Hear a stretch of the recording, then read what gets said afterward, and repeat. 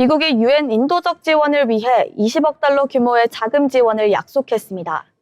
다만 이번 조치는 단순한 지원 확대라기보다는 유엔 산하기구들에 대한 구조 개편과 효율성 강화를 전제로 한 조건부 지원이라는 점에서 주목됩니다. 트럼프 행정부는 원조의 효율성과 책임성을 강조하며 유엔 기구들에 대해 환경 변화에 적응하지 않으면 축소되거나 사라질 수 있다는 강경한 메시지를 내놓았습니다. 지원은 개별 기구에 직접 배분되기보다는 우선순위에 따라 재분배되는 통합자금 방식으로 운용될 예정입니다. 이번 지원 규모는 미국이 과거 연간 170억 달러 안팎을 유엔 인도주의 분야에 지원해온 것과 비교하면 크게 줄어든 수준인데요.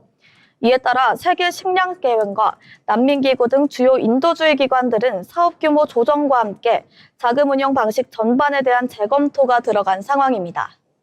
전문가들은 이번 결정을 글로벌 원조 체계가 확대 중심에서 선택과 효율 중심으로 전환되고 있다고 해석하고 있습니다.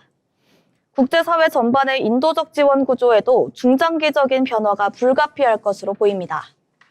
다음 이슈입니다. 중국과 일본의 갈등이 이어지는 가운데 대만과 일본의 밀착이 더욱 뚜렷해지고 있습니다.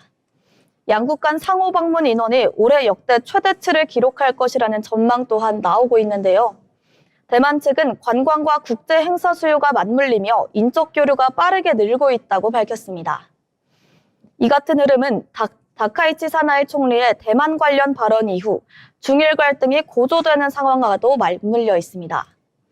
중국이 일본에 대한 압박 수위를 높이는 가운데 대만과 일본은 안보와 가치 측면에서 공감대를 바탕으로 협력 분위기를 강화하고 있다는 평가입니다. 여론조사에서도 일본 내 대만에 대한 호감과 신뢰도가 높은 것으로 나타났습니다. 다음 이슈입니다. 아프리카 일부 국가에서 젊은 세대가 도시를 떠나 농업으로 돌아가는 흐름이 나타나고 있습니다. 높은 주거비와 물가, 그리고 일자리 부족으로 도시 생활의 부담이 커지면서 농업을 현실적인 생계수단이자 사업기회로 선택하는 사례가 늘고 있습니다.